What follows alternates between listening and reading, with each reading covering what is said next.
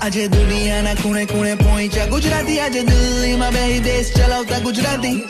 કાલિદાસથી લઈને વલ્લભભાઈ ગુજરાતી, આજે પોલિટિક્સ કે પૈસો બધે અમે ગુજરાતી, ધર્મથી લઈને મારા કલાપી ગુજરાતી, સ્ટોક માર્કેટ હલાઈ દઈએ અમે એવા ગુજરાતી,